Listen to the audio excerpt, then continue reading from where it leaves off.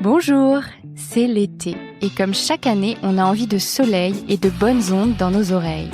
Et ça tombe bien, c'est justement l'idée de ce 3e hors-série ASV estival pour lequel je serai votre hôte. Je suis Manuelle Ornart, vétérinaire et rédactrice en chef de l'Oxymonk, la revue de référence 100% ASV.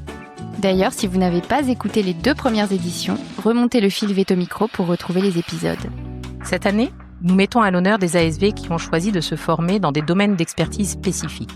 Ils et elles nous parleront de ce qui les a amenés à se spécialiser, de leur quotidien, mais aussi de la manière dont ils vivent l'évolution de leur métier. Puis, nous poursuivrons la réflexion sur 2 grands sujets d'actualité, la formation des ASV et la question de la délégation d'actes. Parce qu'au fond, il y a 1000 manières d'apprendre, de progresser et de faire vivre cette profession avec passion. Belle écoute!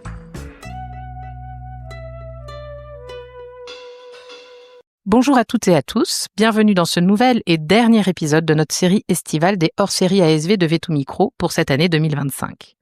Si le mois de juillet nous a permis d'aller à la rencontre de 4 auxiliaires vétérinaires inspirants qui sont venus partager avec nous leur parcours, riche de compétences particulières, et qui nous ont exposé leur point de vue sur la délégation d'actes aux ASV, nous consacrons nos 2 derniers épisodes de la série aux voix institutionnelles qui ont pensé, construit et accompagné la délégation d'actes vétérinaires aux ASV, et qui vont d'ailleurs poursuivre leurs actions jusqu'à la mise en application concrète. C'est dans ce contexte que, la semaine dernière, Nathalie Blanc est venue nous expliquer le rôle de l'Ordre national des vétérinaires. Et aujourd'hui, pour clôturer notre saison, nous recevons David Quin, président du SNVEL, le syndicat national des vétérinaires d'exercice libéral. Bonjour David. Bonjour. Alors, si vous avez écouté tous nos épisodes précédents, et notamment celui de la semaine dernière, dans lequel Nathalie Blanc nous a présenté les grandes lignes de la délégation d'actes, vues par les institutionnels et notamment par l'Ordre des vétérinaires, c'est aujourd'hui David qui a accepté de venir répondre à nos questions sur le sujet pour nous aider à mieux comprendre la situation et à mieux cerner ce qui nous attend. Mais avant toute chose, David, pourrais-tu nous parler de toi, nous expliquer ton parcours de vétérinaire et surtout nous dire quand, comment et pourquoi tu es arrivé au SNVEL ? Et oui, je peux faire ça. Je suis avant tout véto-praticien en Corrèze, en clientèle, on va dire mixte, parce que je suis collaborateur libéral et que j'interviens dans plusieurs structures, dont principalement dans une structure maintenant canine à côté de Brive-la-Gaillarde. Et je suis arrivé au syndicat, en fait, je m'étais investi localement dans l'organisation de la manif à l'époque en 2013. J'avais commencé à m'intéresser aux problématiques de l'antibiorésistance avant ça, et puis comme j'ai été un relais local assez actif, on est venu me voir en me demandant si ça m'intéresserait pas de m'investir au niveau national. C'est ce que j'ai fait. Du coup, j'ai été élu en 2014. En 2018, je suis rentré au bureau, j'étais vice-président en charge de la trésorerie, et puis depuis le mois de mars, fin mars, là maintenant je suis président du SNVEL, après le départ de Laurent Perrin, le précédent président. Pas facile. Pas facile à dire, et qui a fait valoir ses droits à la retraite. Alors il est encore collaborateur libéral pour la structure dans laquelle il a été associé pendant près de 40 ans, mais du coup il s'est senti moins légitime à représenter la parole des vétérinaires praticiens en étant à la retraite, et donc il a laissé la place, mais il l'avait annoncé dès le début de son mandat il y a 2 ans. Ok, très clair. Un joli parcours du coup qui signe quand même un engagement fort pour la profession. Est-ce que tu peux, avant qu'on entre dans le vif du sujet, nous rappeler les rôles clés du SNVEL ? Le SNVEL, c'est le syndicat national des vétérinaires d'exercice libéral. Donc, par définition, c'est la branche employeur de la branche vétérinaire. Enfin, c'est la partie employeur de la branche vétérinaire, c'est-à-dire que ça représente tous les vétérinaires libéraux. Donc, par définition, pas les salariés qui, eux, sont représentés par les centrales syndicales de salariés classiques. Donc, dans notre branche professionnelle, il y en a, je dirais une bêtise, 4 ou 5. Donc, il y a FO, la CGT, l'UNSA, la CGC-CFE et la CFDT. Donc, oui, c'est 5 syndicats centrales de salariés. Ça fait du monde. En pratique, tu as une idée d'ailleurs du pourcentage de vétérinaires qui sont syndiqués ? De vétérinaires, oui, on est à peu près, on n'est pas tout à fait 2000 vétos syndiqués sur un panel de vétos libéraux d'à peu près 12 000. On va dire que c'est un sixième, donc c'est entre 15 et 20%. Ouais. Et chez les salariés, tu as une idée ? Normalement, c'est 8, c'est la moitié. D'accord, oui, parce que voilà, à titre personnel, j'ai été salarié quelques années et je n'ai jamais été syndiqué, donc je n'avais pas de notion de ça. Souvent, en fait, le syndicalisme ou le fait de se syndiquer vient quand on en a besoin. Et Oui. c'est un peu notre problème de temps en temps, c'est d'arriver à faire valoir l'intérêt de se syndiquer, même quand les choses vont pas si mal, parce que les syndicats, hein, c'est vrai pour tous les types de syndicats, agissent beaucoup au bénéfice de tous, y compris les non syndiqués, avec les moyens des seuls syndiqués. Donc des fois, c'est un petit peu difficile parce que on n'a pas les ressources ou pas toujours les ressources utiles pour être partout et pour défendre tout partout. Alors, ce qui me vient quand même en réflexion, parce que bien sûr, je dis j'ai pas été syndiqué, c'était pas un choix, c'était plus par manque de connaissance Oui, je pense que c'est ça. de l'existence des syndicats dans une profession où en fait on est quand même très occupé, où les choses vont très vite et où finalement on est dans des structures de petite taille. Je ne me représentais pas très très clairement à l'époque où j'étais praticienne, que j'avais cette possibilité-là. Ça n'est pas arrivé jusqu'à moi en tant que salarié. Ouais, souvent on voit des vétos, y compris des vétos un peu expérimentés, c'est-à-dire pas forcément en début de carrière, qui en fait se syndiquent un jour où ils ont eu une difficulté, où ils trouvent un appui auprès du syndicat parce qu'on est là pour ça. Et là, ils se rendent compte de l'utilité. La difficulté, c'est d'arriver à toucher tout le monde. Et puis surtout, on souhaite pas que chacun ait des difficultés pour avoir besoin de se syndiquer. On aimerait qu'ils le fassent un peu plus naturellement. Mais du coup, effectivement, souvent, c'est une prise de conscience quand on en a besoin. Oui. Oui, et donc un peu sur le tard, on va dire. Et pour clarifier encore un peu plus tout ça, est-ce que tu peux nous dire en quoi le SNVEL est un acteur majeur dans la délégation d'actes ? Ah oui, alors il n'y a pas que le SNVEL qui est un acteur majeur là-dedans, hein, mais effectivement, alors la question de la délégation des actes, elle date il y a près de 20 ans, je pense, maintenant. Ça a commencé et puis certains ont commencé à l'évoquer par rapport à des besoins particuliers qu'ils pouvaient avoir. Puis il y avait pas de consensus. Clairement, il y avait les gens qui étaient entre guillemets volontaires d'une évolution positive, enfin ce qu'ils considéraient comme positive. Et puis il y avait ceux qui considéraient que ça allait potentiellement faire de la concurrence à la profession veto, qui avaient un peu peur. C'est toujours un peu le problème, c'est de lever les freins hein, quand on a des choses comme ça. Et puis, l'idée a fait son chemin hein, après des débats avec la VAC, avec la SNGTV, avec la VEF. Et en 2017, le SNVEL, effectivement, a pris une motion en Assemblée générale et a donné le mandat au Conseil d'administration de porter cette discussion-là avec le Conseil de l'Ordre dans un premier temps. Et donc, vous voyez, on est en 2025 et ça fait 8 ans et on va peut-être maintenant rapidement, souhaitons-le, voir aboutir ce bébé, mais ça a commencé en 2017 de manière concrète. Les premières discussions avec le Conseil de l'Ordre à l'époque étaient là et à l'époque, les conseils régionaux de l'Ordre étaient quand même majoritairement contre l'idée. Et donc, il a fallu beaucoup discuter. Je pense qu'il y a eu beaucoup de travail qui a été réalisé au sein du Conseil de l'Ordre aussi pour comprendre quels étaient les tenants et les aboutissants. Puis bon, il y a aussi nos confrères et nos consoeurs qui sont dans les conseils régionaux de l'Ordre ont évidemment compris l'intérêt puisque dans leur structure eux-mêmes ils sont confrontés à des besoins aussi et puis tout a évolué dans le temps pour arriver à ça aujourd'hui et puis on va arriver, je l'espère, assez rapidement à un consensus. Maintenant, en plus, dans l'équation, il y a le ministère, donc la Direction générale de l'enseignement et de la recherche et la Direction générale de l'alimentation.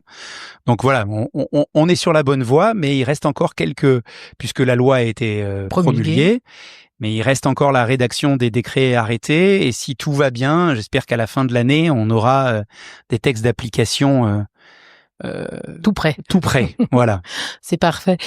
Tu dis que ça fait 20 ans que le sujet de la délégation d'actes était... Le premier auquel on en parlait, ça date d'il y a à peu près 20 ans, oui. Alors que la profession même d'ASV a 30 ans environ, je me trompe ? Oui, c'est ça. Mais en fait, Alors la profession d'ASV telle qu'elle est structurée aujourd'hui, elle a 30 ans. Bon, mais des assistants, des auxiliaires vétérinaires au sens large, il y en a depuis toujours dans les. Alors avant, c'était souvent les femmes les des épouses, vétos, oui, qui filaient un coup de main, qui répondaient au téléphone. Ça a commencé comme ça. Puis beaucoup de structures ont recruté des gens pour faire un peu de secrétariat, un peu de comptabilité, un peu de ménage, et puis après ça s'est structuré, mais des infirmiers vétérinaires, il y en a depuis finalement dans les structures depuis toujours, et certains ont toujours, certains ou certaines ont rapidement montré que peut-être ils pourraient prétendre à un petit peu mieux que du simple secrétariat ou que l'accompagnement très distant des soins vétérinaires. Et donc c'est pour ça que d'ailleurs la profession et la structuration du métier d'ASV a été faite ensuite via la structuration qui a été faite par APFORM, par le SNVEL et tout ça. Justement, du coup, je rebondis sur ce sujet-là. Quels sont les liens qui existent entre APFORM et le SNVEL ? Alors APFORM, c'est une association qui a été créée par le SNVEL en toute transparence, et donc c'est une association à but non lucratif. Je tiens à le dire parce que j'entends c'est important parfois, de le préciser. Oui. Je pense que c'est important de le préciser. Ça veut pas dire qu'il n'y a pas derrière des flux et des fonds de la formation qui passent par là. Et effectivement, ce qui est régulièrement évoqué, c'est le lien entre la branche et APFORM, effectivement, dans la convention collective des établissements de soins vétérinaires. Alors maintenant, on va dire la convention, parce qu'il y en a plus qu'une. Elle a été signée, je l'ai signée la semaine dernière, donc elle va petit à petit, je pense qu'elle sera active, reconnue et active en début 2027 maintenant, parce qu'il faut quand même qu'il y ait un peu de temps pour l'explication et tout ça. Mais dans celle des ASV, effectivement, il y a que comme organisme de formation qui donne la possibilité d'être reconnu échelon 5, il y a que APFORM. En fait, APFORM a été créé par le SNVEL et a été soutenu par les syndicats de salariés depuis le début.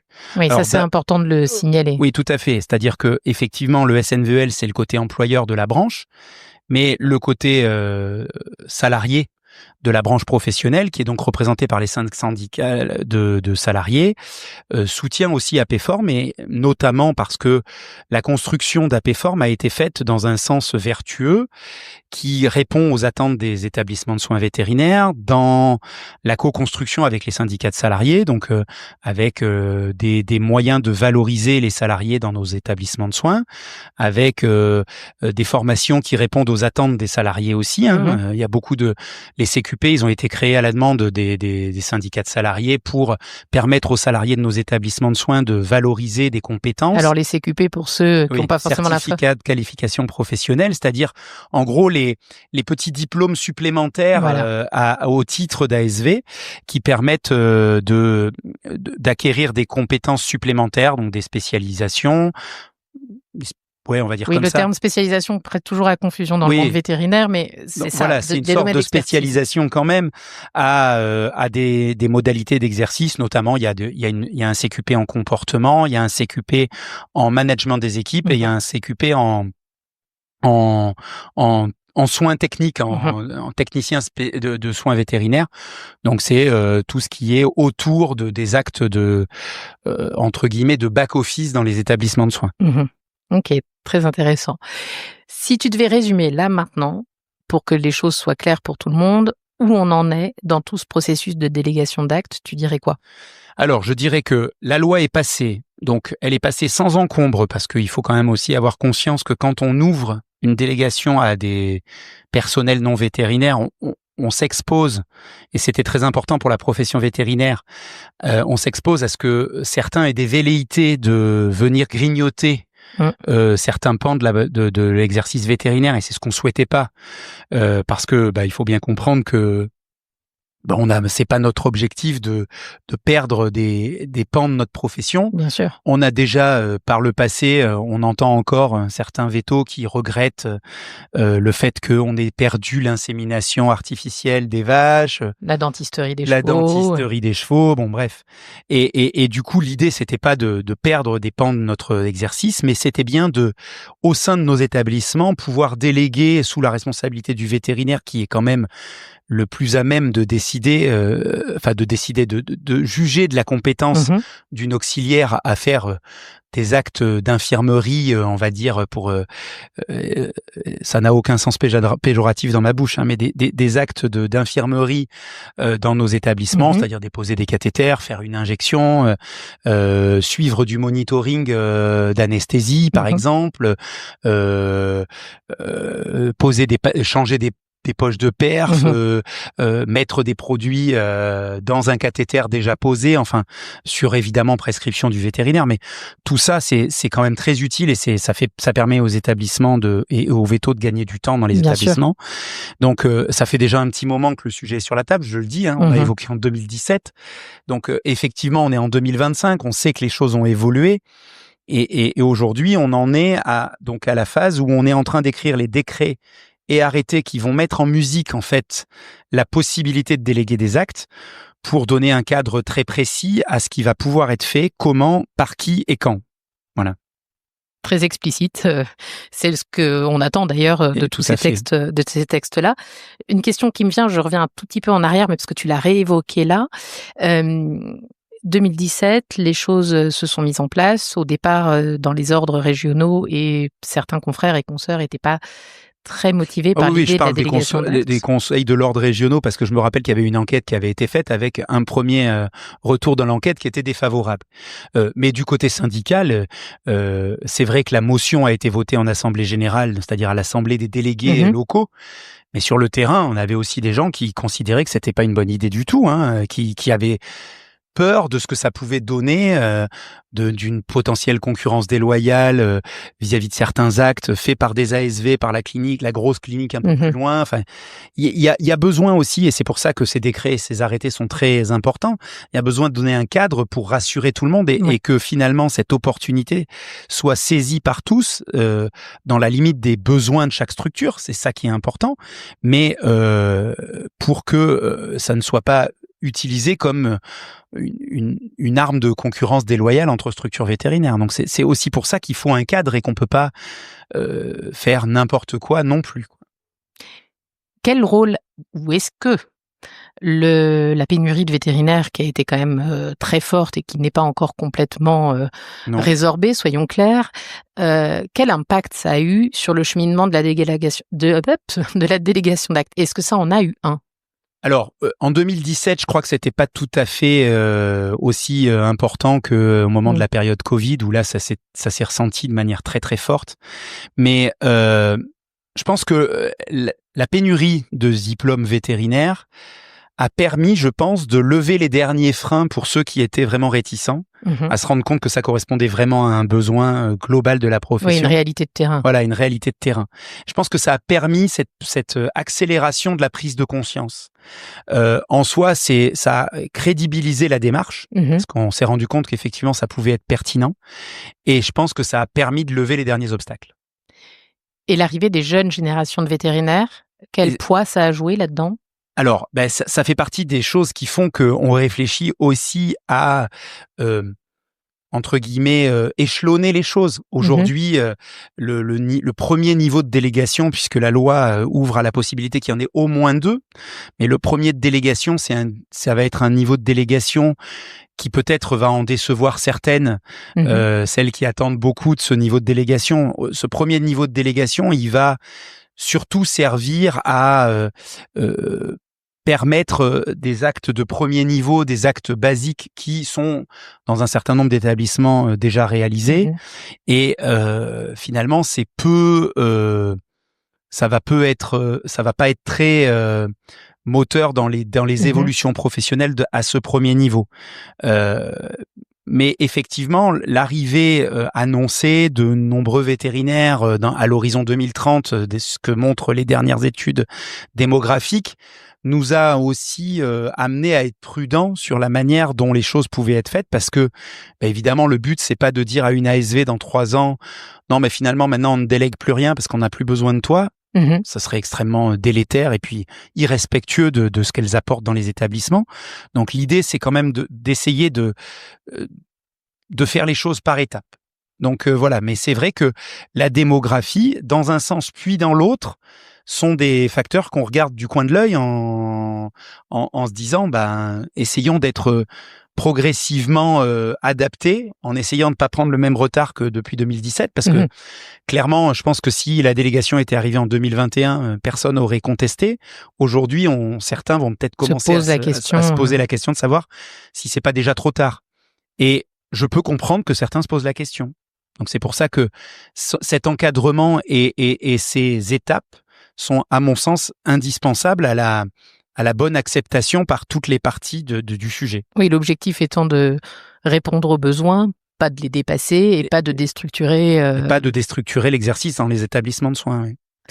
Du coup, tu parles des actes en disant que potentiellement, alors je précise, on emploie souvent le féminin quand on parle des ASV parce que c'est majoritairement une profession féminine. Donc on n'oublie pas les ASV masculins. Alors moi j'en ai eu deux en formation ces dernières années.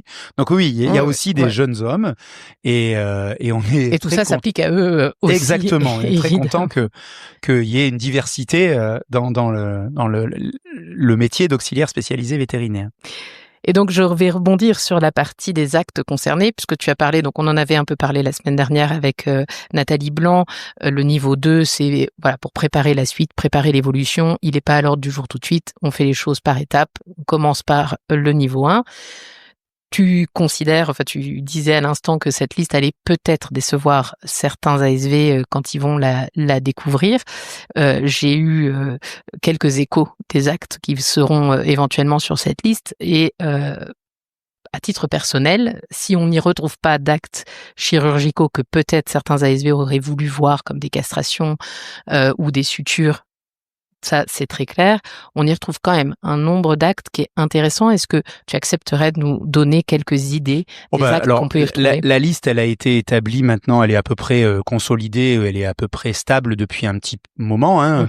La liste, elle a été confiée aux organismes de formation technique, donc la VAC, la VEF et la SNGTV, parce que c'est pas de notre compétence syndicale d'établir une liste d'actes et pour le coup, dans ces organismes techniques, il y a tous les spécialistes utiles pour pouvoir voir ce qui est pertinent et utile. Alors, je te coupe deux petites secondes parce que je me dis en t'écoutant que peut-être c'est pas très clair pour tous nos auditeurs. La VAC. Oui, c'est l'Association française pour les vétérinaires de vétérinaires pour animaux de compagnie.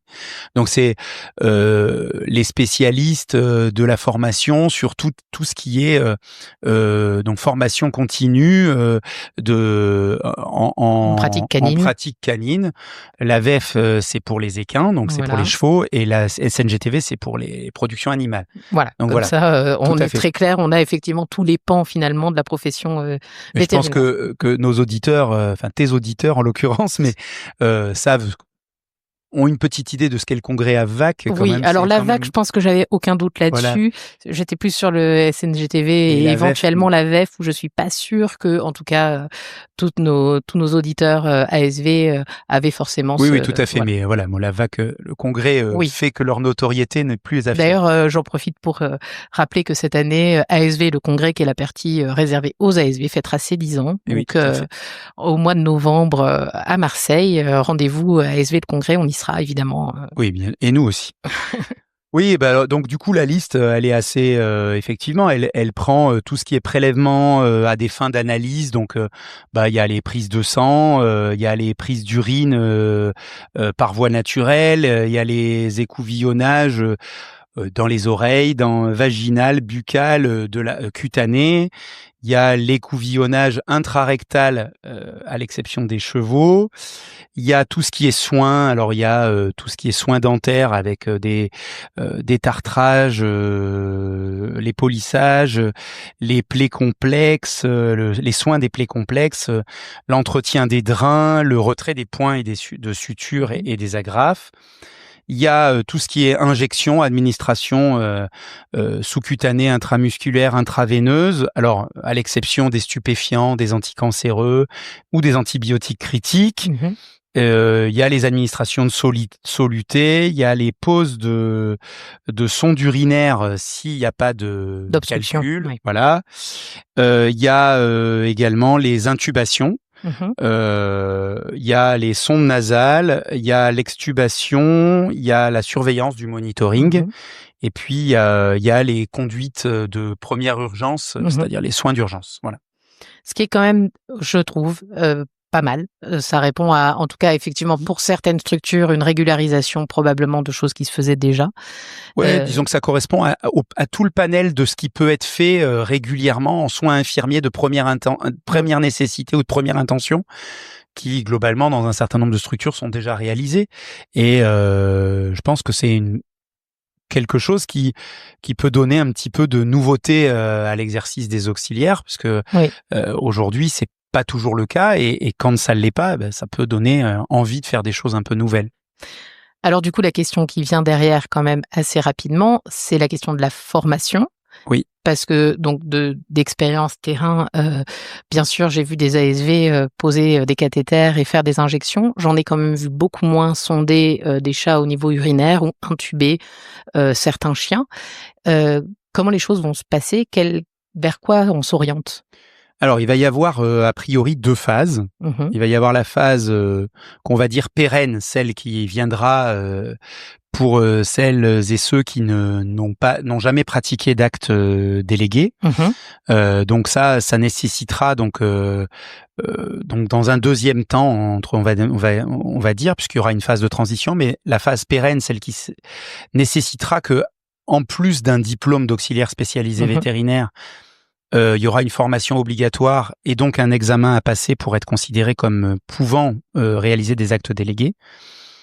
Il y aura la phase théorique qui sera donc une formation qu'on veut la plus adaptée possible aux besoins, c'est-à-dire qu'on veut pas avoir une formation qui soit trop longue, parce que autant dans des très grosses structures, ça peut s'entendre d'envoyer des auxiliaires en formation plusieurs semaines, autant dans des plus petites structures, ça va être compliqué. S'il y a peu d'ASV, libérer du temps d'ASV quand il y en a pas beaucoup pour aller les envoyer en formation, ça va pas forcément être simple. Donc on veut un équilibre entre toutes les structures vétérinaires, évidemment, en ayant une dispensation d'une formation adaptée. Donc on veut une formation, et puis il y aura la formation théorique qui se fera en établissement de soins vétérinaires, c'est-à-dire que ça sera même sur la même base que l'apprentissage aujourd'hui, c'est-à-dire une partie en école et une partie dans l'établissement de soins pour apprendre la réalité des actes. Faut pas oublier qu'il y a un adage qui dit jamais la première fois sur un animal vivant, donc faudra qu'en théorie, dans la partie théorique qui est il nous semble utile d'avoir par exemple de la pratique sur des mannequins, et puis ensuite mettre en pratique un peu plus régulièrement sous la supervision du vétérinaire pour apprendre à poser un cathéter, pour apprendre à poser une sonde, pour apprendre à poser tout ça. Et donc ça, c'est une formation qui aboutira ensuite à un examen pour avoir ça. Et puis il va y avoir parce qu'on est quand même conscient que il serait assez humiliant pour un certain nombre de nos auxiliaires qui réalisent déjà ces actes depuis un certain temps d'aller passer une formation pour des actes qu'ils réalisent déjà.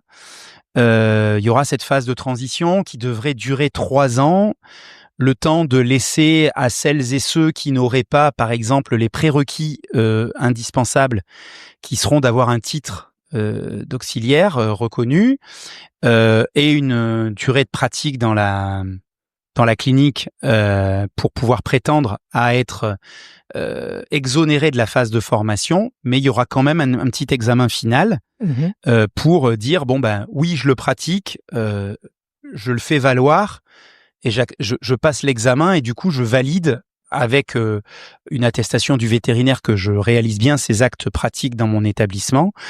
Du coup, j'aurai la partie pratique qui sera compensée par, entre guillemets, une attestation du vétérinaire comme quoi, effectivement, l'auxiliaire a bien les compétences à réaliser ces actes. Et puis, donc, du coup, passer l'examen, ce qui permettra de simplifier la phase d'acquisition et de reconnaissance de la compétence d'auxiliaire délégataire. Et donc, ces fameux auxiliaires délégataires, une fois qu'ils auront validé cette formation et passé cet examen, potentiellement peuvent être délégataires n'importe où, à condition, on le précise et on le rappelle, que le vétérinaire soit d'accord. Alors, il faut qu'il soit d'accord, il faut que ça réponde à son besoin. Bien sûr. Effectivement, il y a des structures qui peut-être seront déjà équipées en auxiliaires spécialisés délégataires, et puis un jour, une nouvelle arrive. ils n'ont pas forcément besoin de cette compétence-là, et peut-être que cette nouvelle auxiliaire arrivante sera pas immédiatement inscrite sur la liste des auxiliaires délégataires. Bon, il faut quand même pas oublier que du coup, ça se fait sous la supervision et sous la responsabilité du vétérinaire, et j'estime que c'est normal que le vétérinaire soit en capacité de dire si oui ou non il autorise une auxiliaire à réaliser des actes délégués, d'autant si elle est nouvelle arrivante dans la structure, il n'a pas forcément suffisamment de retour d'expérience sur ses compétences. Même si elle correspondait parfaitement aux besoins d'une structure au préalable, peut-être que ça correspondra pas à son besoin. Et comme tu le disais, dans une structure, tu peux très bien poser des cathéters, poser une sonde endotrachéale et pas poser de sonde sur un chat. Et puis peut-être que dans la nouvelle, ça sera l'inverse. Ça sera l'inverse. Et du coup, il faudra une phase d'adaptation. Il est probable quand même que cette question ne se posera que lors de la mobilité des auxiliaires, parce qu'il est peu probable que la délégation soit demandée par des auxiliaires si les vétérinaires sont pas d'accord, parce que il y aura quand même ce besoin de concertation au sein de l'établissement par rapport aux besoins. Je pense que tout le monde est en attente de ça et il faut pas que les auxiliaires s'inquiètent. Les vétérinaires sont tous conscients de leurs besoins et en capacité d'évaluer si oui ou non les auxiliaires peuvent prétendre à la délégation, et je suis pas très inquiet pour elles. Oui, et j'insiste, on l'a déjà dit, on a déjà eu l'occasion de le dire dans d'autres épisodes, mais ce n'est pas non plus une obligation. Certains auxiliaires n'ont pas du tout envie de devenir délégataires. Tout à fait. Il faut que ce soit une volonté des deux parties. Je pense que c'est très important. Oui. Tu disais donc dans ta réponse précédente qu'il y aura des prérequis pour pouvoir accéder à la formation. Je parle là de la phase pérenne, celle après cette phase de transition. Dans les prérequis, il y a le fait d'avoir un titre d'auxiliaire spécialisé vétérinaire, quel qu'il soit. Oui. À partir du moment où on est bien sur auxiliaire spécialisé vétérinaire. Oui, quel qu'il soit. Aujourd'hui, il est probable que les 3 titres qui sont reconnus au RNCP comme ayant le même nom, on va pas dire qu'ils sont équivalents, mais on va dire qu'ils ont le même nom. Ces 3-là seront très probablement, compte tenu de la tournure des discussions qu'on a aujourd'hui sur la rédaction des décrets, seront tous les 3 reconnus comme étant un prérequis suffisant. Dès lors qu'on aura ce titre, on pourra prétendre à s'inscrire à une formation de délégataire, puisque en fait il faudra le titre au RNCP et l'arrêté lié à la loi va lister un certain nombre de compétences qui font partie en tout cas, c'est la tournure qui est prise par les discussions, qui font partie des descriptifs des compétences acquises par les 3 titres actuellement dont on parle actuellement, qui ont le titre d'auxiliaire spécialisé vétérinaire. De façon très explicite, on parle donc d'APFORM, Bonaparte et Subveto. Voilà, de l'Institut Bonaparte et de Subveto qui, depuis mars, ont obtenu le... Alors, les Bonaparte, depuis l'Institut Bonaparte, un tout petit peu avant Subveto. Mais mais je crois que c'est à une semaine près, quelque chose comme ça, où effectivement a obtenu le même titre, le même nom de titre. C'est ça, la même dénomination de titre. 3 certifications différentes au RNCP, elles ont le même nom. C'est un choix de France Compétences de regrouper sous le même nom ce qu'ils considèrent être comme des formations du même métier, au même métier, cœur de métier. On en parlait tout à l'heure. Tu as évoqué le fait que vous avez signé la semaine dernière la nouvelle mouture de l'unique convention collective des établissements de soins vétérinaires. Tout à fait. Un travail qui date là aussi de plusieurs années. J'imagine que rien ne se fait en 2 jours là-dessus. Ça me paraît assez évident. Dans cette convention collective, on retrouve les grilles des salaires. Je ne peux pas ne pas poser la question, puisque c'est une des attentes qui se cache derrière cette délégation d'actes. Quelle perspective de revalorisation financière a été éventuellement évoquée? Est-ce qu'il y en a eu une d'évoquée, ou est-ce que vous en êtes sur ce sujet-là? Il semble que ça fasse pas vraiment débat. Aujourd'hui, il semble évident que quelqu'un qui va réaliser des actes nouveaux puisse prétendre à une revalorisation. Pour tout dire, cette convention collective qu'on a signée, aujourd'hui, elle comprend une grille salariale qui va probablement être amenée à être revue et qui va se construire un petit peu différemment, et dans laquelle la réalité des choses qui sont réalisées par les personnes sera valorisé différemment que par la simple reconnaissance d'un titre et qui donne un échelon 3 ou un échelon 5. C'est-à-dire que une auxiliaire délégataire, elle prétendra dans la nouvelle mouture qui a été présentée pour discussion, donc on est au début des discussions au syndicat de salariés, elle donnera une valorisation supplémentaire par rapport à quelqu'un qui ne le fera pas. Mais cette valorisation, elle pourra aussi être comblée ou compensée par d'autres compétences, et notamment en front office, c'est-à-dire en accueil, des choses comme ça, ou de la comptabilité, c'est-à-dire tout un tas de choses qui sont aujourd'hui différentes de ce qu'on imaginait dans le métier d'auxiliaire vétérinaire. Aujourd'hui, dans les établissements de soins vétérinaires, on a finalement pas mal de professionnels dont vétérinaires qui sont pas tous auxiliaires. Et donc, du coup, on a aujourd'hui des gens qui sont des managers, des directeurs de clinique qui sont pas forcément vétérinaires. Et il a fallu proposer tout ça pour intégrer ces nouveaux métiers. Donc, on a aussi dans des établissements de soins vétérinaires équins, on a des palefreniers, on a des gens qui aident aux soins.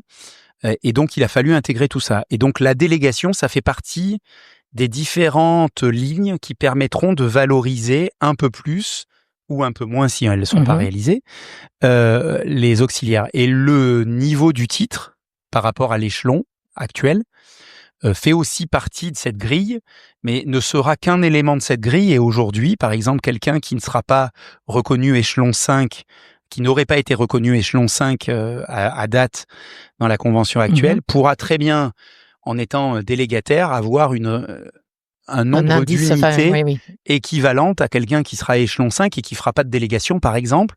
Et en fait, ça va être beaucoup plus modulable que ça ne l'était jusque-là. Oui, parce que ce qui est important de rappeler, on a tendance à penser que c'est la convention collective des auxiliaires vétérinaires. On parle de la convention collective des personnels non salariés, non vétérinaires des établissements de soins vétérinaires. La nouvelle, elle comprendra même les vétérinaires, puisque du mais coup, avec une grille un peu différente. Voilà, c'est ça. Donc maintenant, clairement, on va être sur tous les salariés des structures, vétérinaires et non vétérinaires, mais en fait, vétérinaires, auxiliaires vétérinaires et non vétérinaires et non auxiliaires vétérinaires. On n'oublie pas toutes ces personnes. À l'heure actuelle, le projet d'intégrer dans cette grille de valorisation modulaire prévoit pas d'intégrer les vétérinaires. Aujourd'hui, les vétérinaires ont gardent une grille spécifique. Mais c'est quelque chose qui a été évoqué. On en a parlé en conseil d'administration du SNVEL la semaine dernière. C'est quelque chose qui a été évoqué. Pour l'instant, c'était pas prévu, mais rien n'est fermé. Les discussions sont en cours avec les centrales syndicales de salariés. Je sais pas sur quoi ça va aboutir, mais en tout cas, la première présentation hors vétérinaire, donc pour les salariés non vétérinaires, a reçu un accueil plutôt positif des centrales de salariés. Bon, ça veut pas dire que c'est terminé le travail, bien au contraire, mais il nous semble que c'est plus adapté aux besoins des établissements de soins qui ont évolué depuis ces dernières années. Et puis, ça répond aussi à celles qui aujourd'hui ont un titre reconnu à l'échelon 3, qui disaient qu'elles considéraient que c'était pas tout à fait juste. On peut l'entendre. Encore une fois, je rappelle aussi que la convention collective, ce sont des minima, c'est pas... oui, alors c'est très important. Même si on n'est pas reconnu échelon 5... Rien n'empêche notre employeur de nous salarier à ce niveau-là. C'est une discussion à avoir avec l'employeur, je pense. Et effectivement, si, par exemple, on fait 2 auxiliaires, l'une échelon 5 et l'autre échelon 3, réalisent les mêmes tâches avec le même niveau de compétence dans l'établissement, je comprends qu'il puisse y avoir un débat sur savoir est-ce que c'est normal qu'il y en ait une qui soit payée moins que l'autre. Mais encore une fois, la convention collective, c'est un cadre minimal et ça n'affranchit pas de discussion à l'intérieur de la structure. Et ce que je retiens là de ce que tu viens de nous expliquer, c'est que la convention collective, elle n'est pas gravée dans le marbre, elle est évolutive, qu'elle évolue très régulièrement, et que y compris à la demande des syndicats du syndicat des employeurs à l'heure actuelle, il y en a qu'un, donc je peux le dire. Du SNVEL, du SNVEL, mais effectivement, toutes ces choses-là, ce travail sur la refonte de la grille des non vétérinaires dans les établissements de soins, c'est un travail qu'on a entamé du côté d'abord SNVEL. Pour le présenter au syndicat de salariés et en espérant faire évoluer dans le bon sens par rapport aux besoins des établissements de soins vétérinaires, mais aussi des salariés de nos établissements de soins. Donc, si on a parlé pendant longtemps d'un échelon 6, on s'oriente doucement vers, en fait, un gommage, on va dire, des échelons tels qu'on les connaît. Je pense que l'échelon 6 correspond pas tout à fait à ce qu'on aurait pu imaginer par le passé, parce qu'on va refondre cette grille et que du coup, c'est pas tout à fait comme ça que ça va se présenter, je pense. Oui, puis ça répond à une réalité, effectivement, probablement plus large que celle des auxiliaires. Exactement. Et bien au personnel non vétérinaire dans leur globalité. Et ramener aux compétences. Oui. Au-delà de la formation, ce qui évidemment répond aussi qui compte, mais qui ne sera pas le seul élément de jugement. Oui, c'est ça. Très bien, très prometteur, on va le dire comme ça. On a fait pas mal le tour, je crois, du sujet de la délégation d'actes, qui est un vaste sujet. Mais est-ce que tu vois quelque chose à ajouter ou un point dont on aurait non, je te oublié remercie de parler pour m'avoir donné la parole sur ce sujet. C'est un sujet qui nous anime depuis longtemps. Je te cache pas que il a pris beaucoup de retard, que c'est beaucoup de frustration, et que maintenant on aimerait bien pouvoir dire que ça y est, c'est fait. Et c'est aussi ce qui a mené à ce que on ait parfois des débats un peu animés avec les différentes parties prenantes sur des exigences, sur des inscriptions, par exemple, du titre au registre spécifique de France Compétences, qui aurait encore fait perdre 18 mois.